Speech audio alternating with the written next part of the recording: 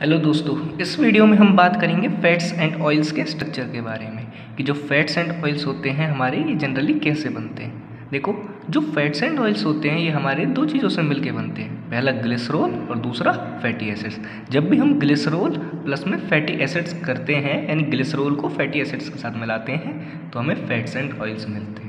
ठीक है, अब रिएक्शन होती कैसे है तो रिएक्शन को देखने के लिए हमें स्ट्रक्चर जानने पड़ेंगे। पहले ग्लिसरॉल का स्ट्रक्चर क्या होता है और फैटी एसिड का स्ट्रक्चर क्या होता है, जब भी हम जान सकते हैं कि फैट्स एंड ऑयल्स कैसे बनते हैं।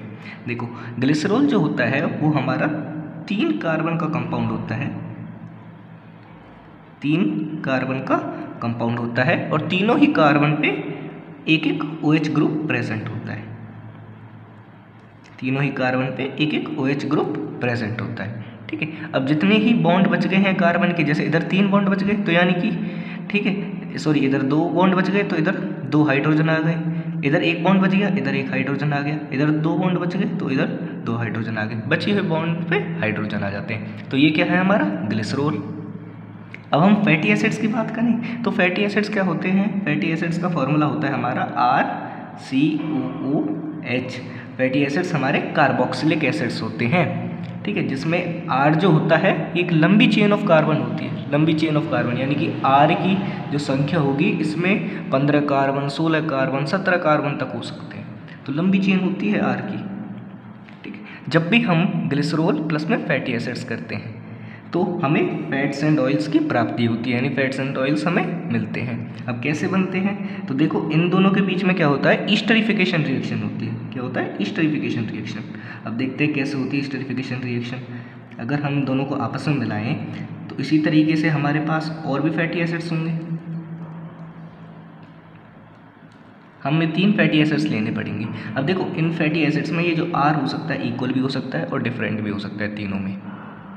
अब देखो किस तरीके से रिएक्शन होती है, जब ईस्टरिफिकेशन रिएक्शन होती है तो क्या होगा, वाटर का एक मॉलिक्यूल एलिमिनेट होता है हर एक ईस्टरिफिकेशन रिएक्शन में। देखो, पहला वाला फैटी एसिड होगा, इसमें से OH निकलेगा, क्या निकलेगा, OH निकलेगा, और इधर से H निकलेगा, इधर से OH निकला इधर से H निकला, यानी कि एक वाटर का मॉलिक्यूल निकल गया H2O। अब ये बचा हुआ जो यहाँ पे बची हुई जो स्पीशीज़ है RCO बच गया यहाँ पे क्योंकि OH निकल गया था और यहाँ से H निकल गया, यहाँ क्या बच गया, RCO बच गया।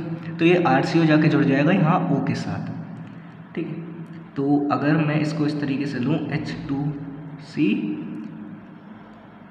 CH H2C।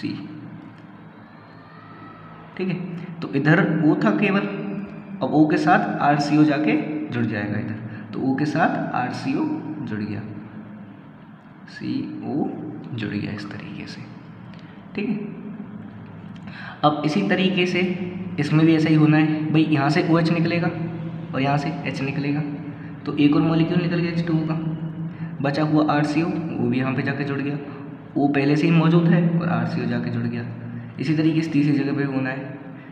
ठीक है, और यहाँ से भी H2O का मॉलिक्यूल निकलना है। तो टोटल हमारे पास कितने H2O निकले, 3 मॉलिक्यूल निकले।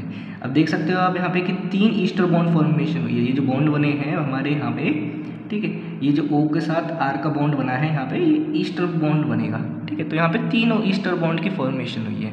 ठीक है, तो इसलिए फैट्स एंड ऑयल्स को हम क्या कहते हैं, ट्राइग्लिसराइड्स। क्या बोलते हैं हम, ट्राइग्लिसराइड्स।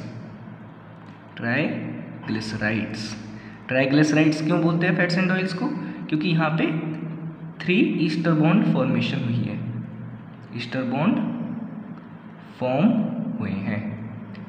ठीक है, तो ये चीज़ हमें याद रखनी है कि इनके बीच में ईस्टरिफिकेशन रिएक्शन होती है और इसलिए फैट्स एंड ऑयल्स को हम ट्राइग्लिसराइड्स के नाम से भी जानते हैं, क्योंकि इनके बीच में 3 ईस्टर बॉन्ड की फॉर्मेशन होती है। ठीक है, तो ये थी बात हमारी structure of fats and oils के बारे में।